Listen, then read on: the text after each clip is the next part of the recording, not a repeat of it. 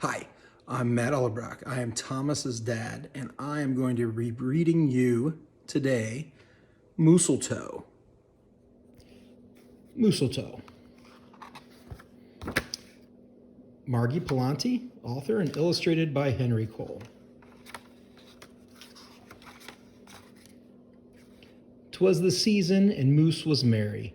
He joyfully tickled the ivories with a tuneful of tidings and a flurry of fa-la-las.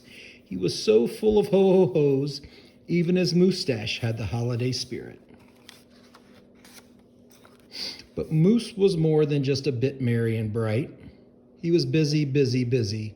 There was a lot to be done on his list of to-dos, but with orderly organization, a bit of regimentation, lots of imagination, and just plain old Moose know-how, getting ready for the big day should have been simple.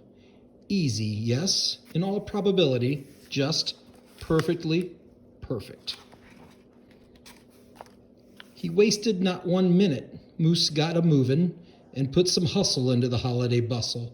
He went to work. He wrote some cards and letters till his hooves hurt. Check. He shopped till he dropped. Check. He hauled some boxes and bags and presents galore. Moose had gifts from everyone stacked from ceiling to floor. Check, check, check. And he rapped, yo, ho, yo, yo, yo. And he ribboned, ho, ho, ho. And on each and every package, he tied a big, beautiful bow. Check and double check. So far, so simple, so easy, so perfectly perfect.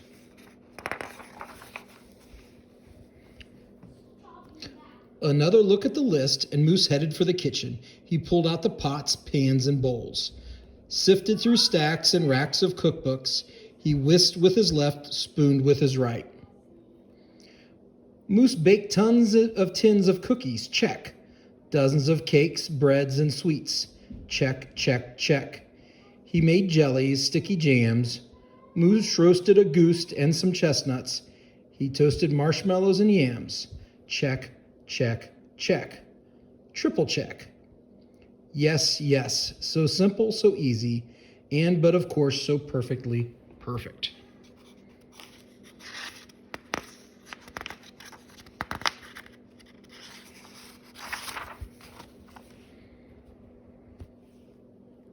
Decorations were up next on his list of things to do and get done, so Moose decked the halls and spruced up the walls. He beaded, bowed, and mooseltoed. He gathered garlands, roped wreaths with holly, jingled bells, sang Noels. Oh, good golly, this Moose was jolly.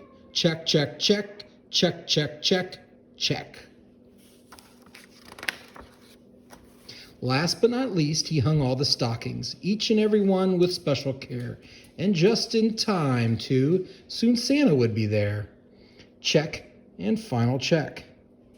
Yes, sirree, getting ready for Christmas was an absolute snap. And so simple, so easy if he did say so himself. Moose thought totally, utterly, completely, perfectly perfect. On that Christmas night before Christmas, Mother, little Sissy, Bucky, and Junior looked all through the house. What a job Moose had done. Everything looked bountiful, festive, quite fine indeed. There was just one minor problem, if you will. Oh dear, sighed the miss as the five stared at one empty corner. Oh my, oh me, oh gee. Pop, what happened? Cried Junior. You forgot the tree.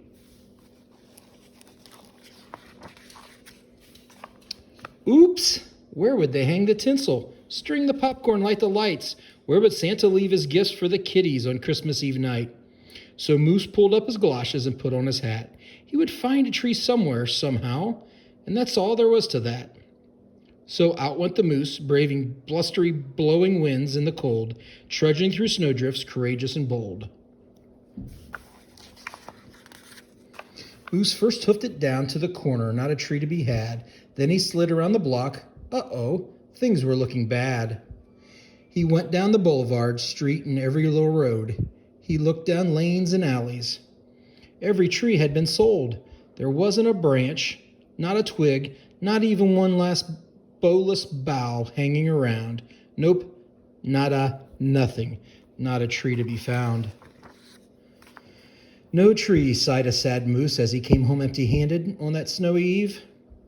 The kids tried to make the best of it. They said, "Oh, so who needs a tree?" But Moose could plainly see they were short on the glee. He knew he had to do something, and that's just what he did. In the empty corner, he stood and spread his arms out very wide. Then he smiled at his children, and he winked at his bride. "Kids," he declared, "fetch your forgetful pop, some of that tried and true family glop." So back came the kids carrying a big pot of glue, and without a word to one another, they knew just what to do. They each took a part, grabbing strands, taking hold, then carefully, oh so carefully, they glopped, and they plopped, they pasted and they pressed. They curled and twirled every which way a follicle could fathom, until Moose's magnificent moustache, which was indeed more of a marvel to see. Moose was just a few needles shy of being an evergreen tree. They strung Moose with lights from head to his toes, and they draped him with tinsel, beginning right with his nose. They hung balls that were shiny and bells that twinkled, candy canes, berries, and plum sugar sprinkled. Then they all stood back, Junior plugged on his plop. Ooh, ah. Yes, Moose truly was one incredible sight. He was glorious and glowing, and oh boy, was he ever bright.